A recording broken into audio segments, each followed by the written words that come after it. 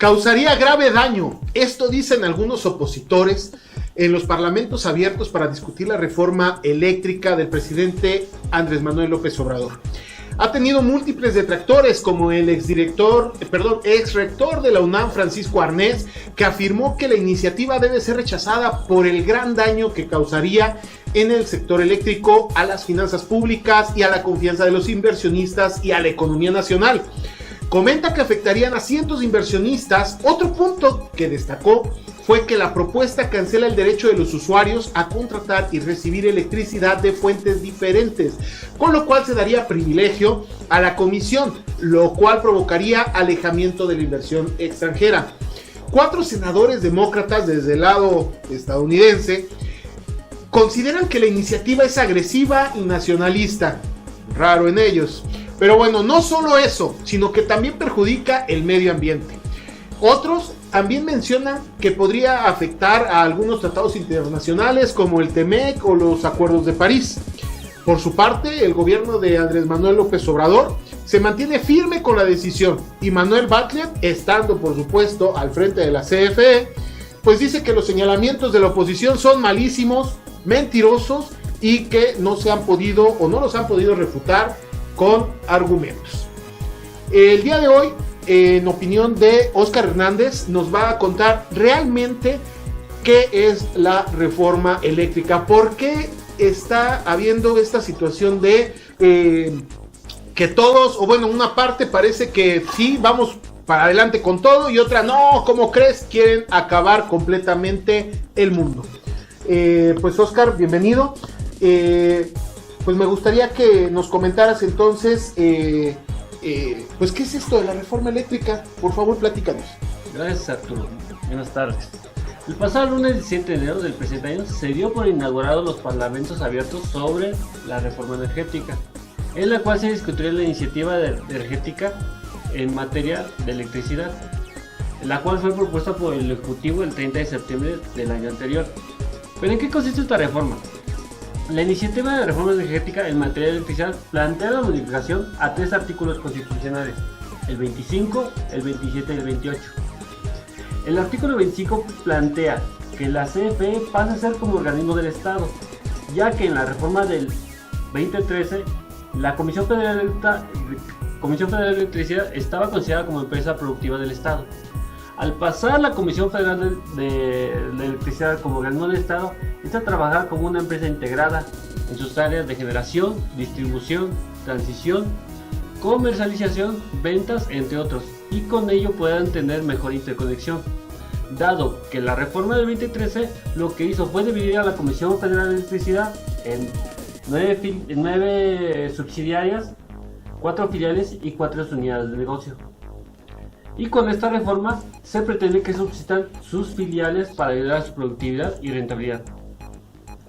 También el artículo señala que el Estado preservará la seguridad y autosuficiencia energética de la nación y abastecimiento continuo para garantizar seguridad nacional y el derecho humano a la vida, ya que una persona o una población sin electricidad genera pobreza o pobreza social en la población.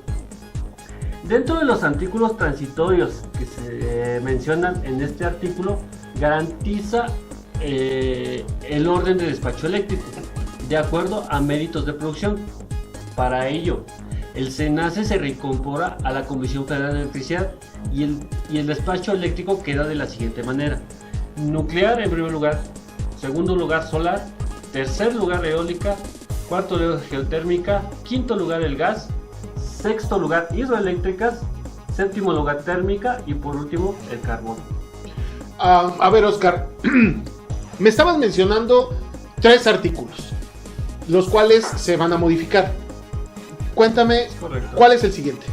Es la modificación al artículo 27 constitucional, el cual plantea cómo será la transición energética, en la cual la nación considera como área estratégica la electricidad, y esta consiste en generar, conducir, transformar y distribuir la energía eléctrica.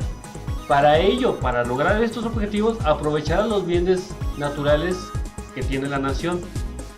El Estado, como tal, estará a cargo de la transición energética y utilizará de manera sustentable todas sus fuentes de energía. de las cuales dispone, por lo que establecerá para ello políticas públicas científicas y tecnológicas e industriales. También impulsará el financiamiento y por último hará planeación estratégica sustentable. Dinos en qué consiste la modificación del artículo 28.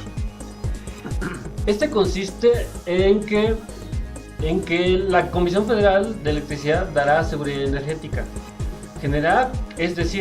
Esta generará como mínimo el 54% de la electricidad y los privados generarán el 46%.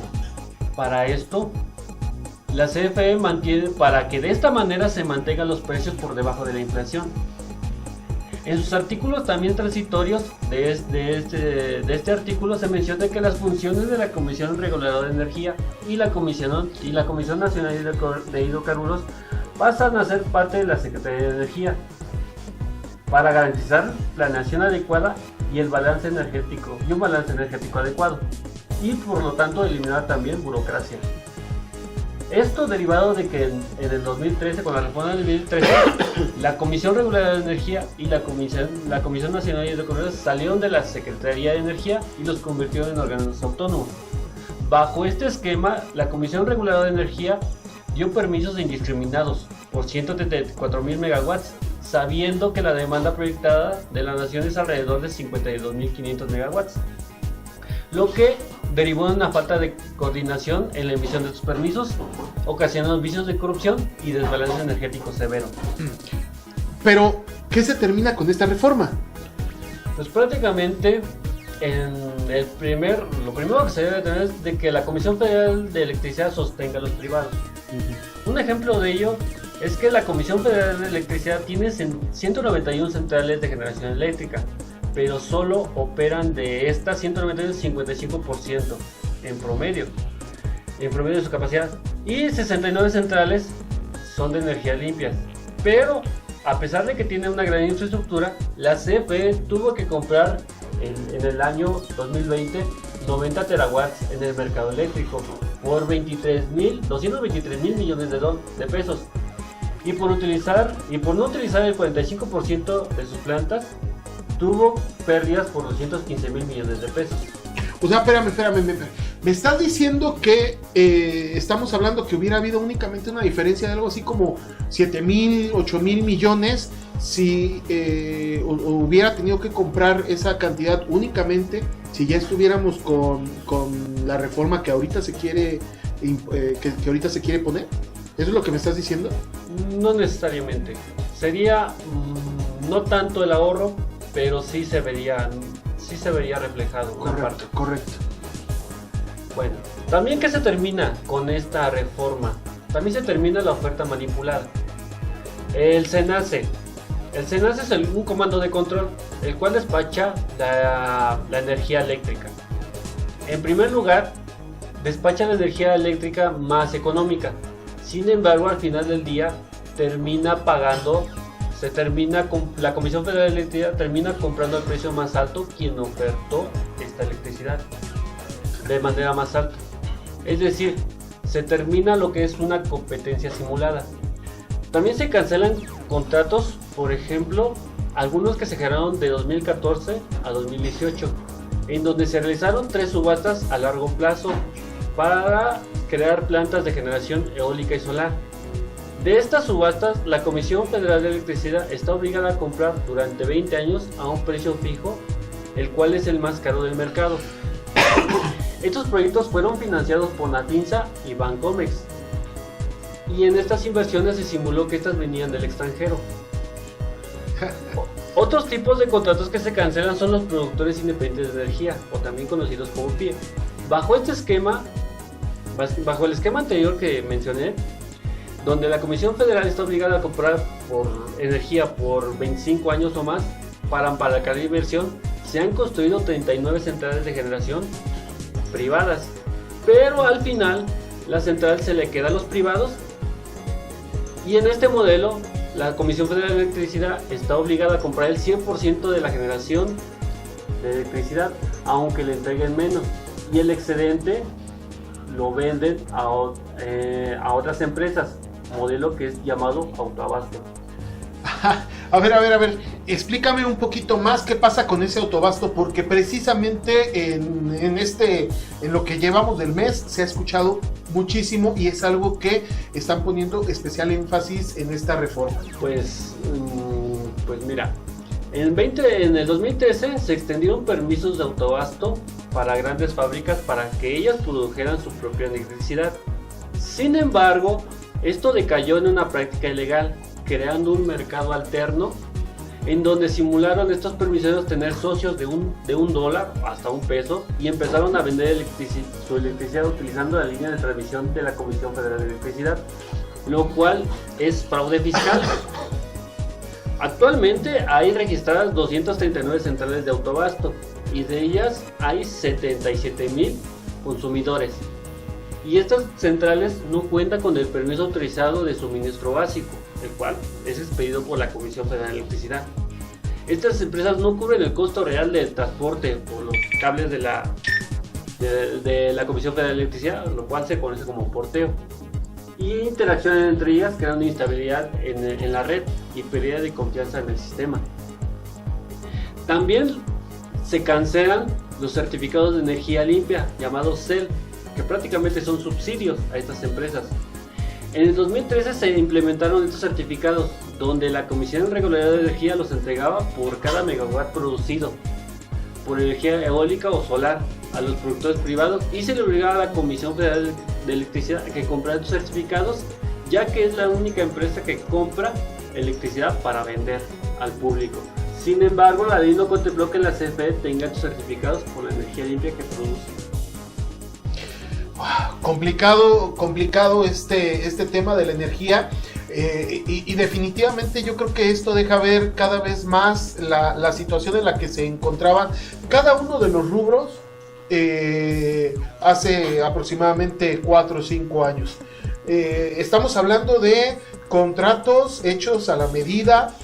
Por ahí se ha venido hablando de contratos leónicos completamente tirados a poder beneficiar al particular. Bueno, Oscar, pues muchísimas gracias, en verdad. No sé si tengas algún comentario final. Bajo este esquema de productores independientes, subastas a largo plazo, la generación actual ha mantenido prácticamente en que los privados se han hecho del mercado eléctrico en un 62%. Mientras que la Comisión Federal de Electricidad en un 38% está a cargo de la generación eléctrica. De mantenerse este sistema, prácticamente la Comisión va a tener menos participación, pero se dice que con este esquema va a seguir incrementando la participación de los privados dentro del mercado eléctrico y va a reducir a más años la participación de la Comisión Federal de Electricidad, por lo que tiende a desaparecer en un futuro.